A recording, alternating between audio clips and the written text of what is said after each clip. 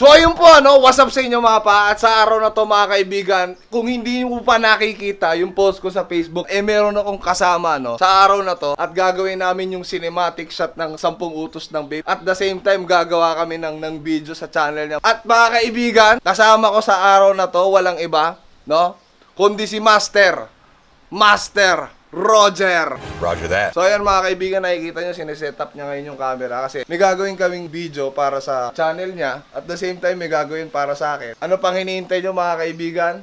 Simulan na natin to. Let's fucking do this! Let's fucking do this! May nagtitinda. Ano yung ba? Boom! So tapos na mga kaibigan yung unang shot namin, At ngayon magpo-proceed tayo, Master. Anong susunod natin gagawin? Yung mga cinematic na drama. Cinematic shot naman mga kaibigan. Anumatic shot mga kaibigan. Di ko alam kung chromatic shot. Saan ba tayo magsushoot? Yan na tayo sa labas. Dito lang tayo sa labas mag-shoot. Sumama na kayo? Sasama ba kayo? Huwag na kayo sumama. Diyan na lang kayo. Bye-bye. Boom! So yun mga kaibigan, tapos na ho naming i-shoot. Bakit nagulat ka? Ha? Nagulat ka? Kasalukuyan ho kami nag-i-edit ngayon. Ay, siya pala, nag-i-edit. Kasama natin si Master Pao. Ito siya. Gamit niyang napakalupit niyang laptop, Pag doon ho nag-edit sa akin yan, aabutin ho ng 9 na oras. Samantalang sa kanya, 5 minuto lang. Ganun ho kalupit yung laptop nito. At syempre mga kaibigan, habang nag-i-edit si Master Pao, ako naman mag-conceptualize mga kaibigan. Mag-iisip po tayo, Iisipin ho natin maigi ano yung gagawin bago lumabas para hindi masayang yung oras namin doon, At yun ang sinasabi ko sa'yo kaibigan, Yun ang sinasabi ko sa'yo kung bakit kailangan mo maghintay. Because good things are worth waiting for. You feel me? English yung bro. At in case na tinatanong nyo mga kaibigan kung ano yung ginamit naming camera, baka meron nagtataka sa inyo, ano yung ginamit na camera ni Master Roger Raker, mga kaibigan. Ano ba? Roger Raker ba? Roger Raker? Rocker yun. Sorry naman. Sorry naman. Kala ko Raker eh. I'm sorry.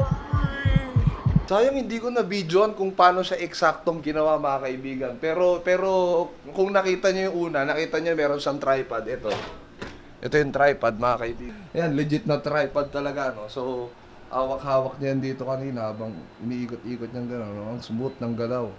Nakikita nyo ba? So itong ini-explain ko mga kaibigan, kumbaga ito yung technical aspect ng paggawa, nung video na yon. Kung hindi ka naman interesado, pwede mong i-skip ng konti, bahagya, hanapin mo kung saan yung hindi ito yung pinag-uusapan, Kasi I'm pretty sure mga kaibigan, meron dyan sa inyo nagtataka, paano kaya ginawa? Kahit ako, nagtataka rin ako sa sistema, Master Roger Racker, kung paano niya ginagawa. Pero ngayon, at least nagkaroon ako ng konting idea kung paano, pero wala pa yung nakita ko, Kumbaga kitaguro mga kaibigan, ano pa lang yun, 10% pa lang yung nakita ko dun sa ginawa niya. So, alam nyo, yung buong video na pinapanood nyo, yung sinut namin yan, siguro mga, gano'ng katagal natin sinut yun?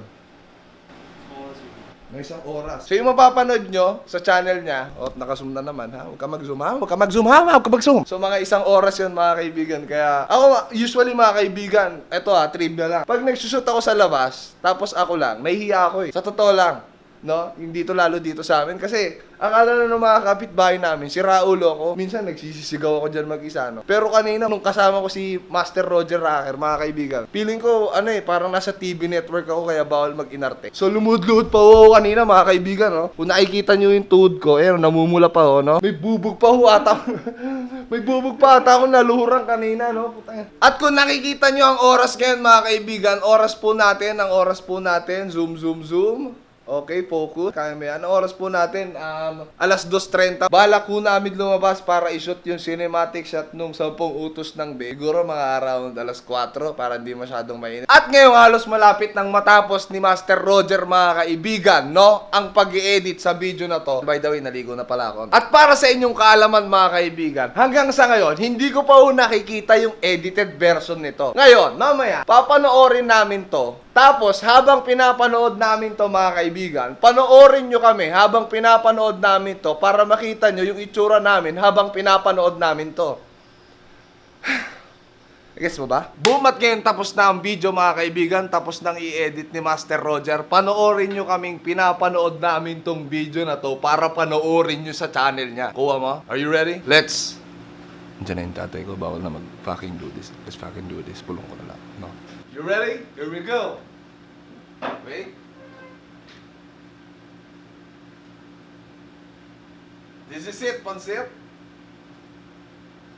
What's our reaction watching this?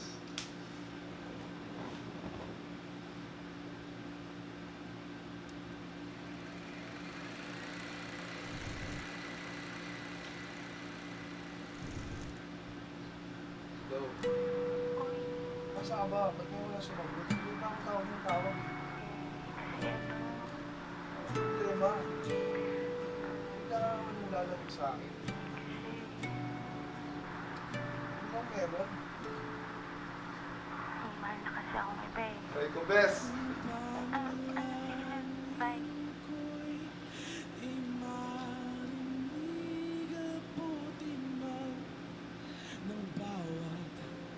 Wow, ganda ng sila.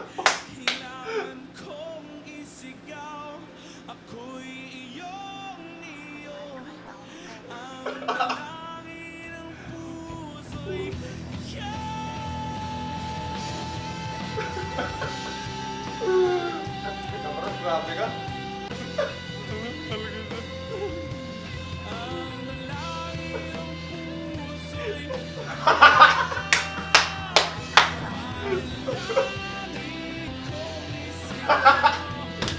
Nasasan.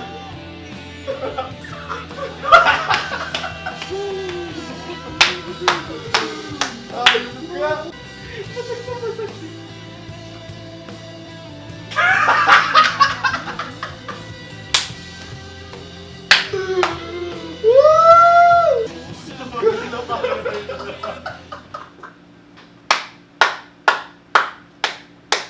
Grabe ka, Bob. Halimaw ka.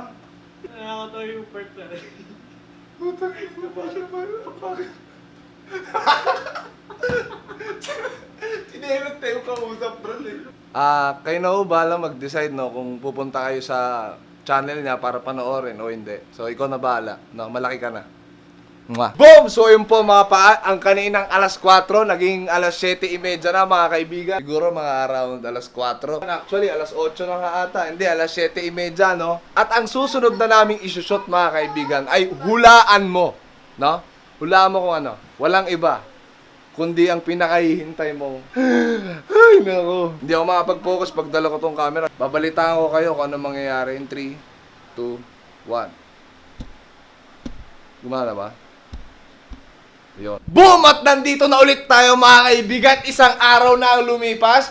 At nandito pa rin no, si Master Roger mga kaibigan. Kasalukuyan no siyang nasa CR. Nandiyan ka pa ba? Nandito pa ako mga kaibigan. At dahil kang isang tunay na paa, ibibigay ko sa'yo kung ano yung nabuo namin kagabi. Isa rin sa mga dahilan mga kaibigan kung bakit hindi na kita nabalikan kagabi, ano? At dahil tinapos mo tang vlog na to, isa kang tunay na paa. Wala sana akong balak isama to, pero isasama ko na rito para at least, para maintindihan mo kung bakit matagal, Brad! At tulad ng sinabi ko mga kaibigan kahapon, good things are worth waiting for. English yung Brad. And without further ado, English yung Brad. Tama ba? Tagalogin na lang natin at wag na nating patagalin. Here is my motherfucking intro sa 10 utos ng Babe. Let's go! Joke lang. Chicken beat out! Power! Peace!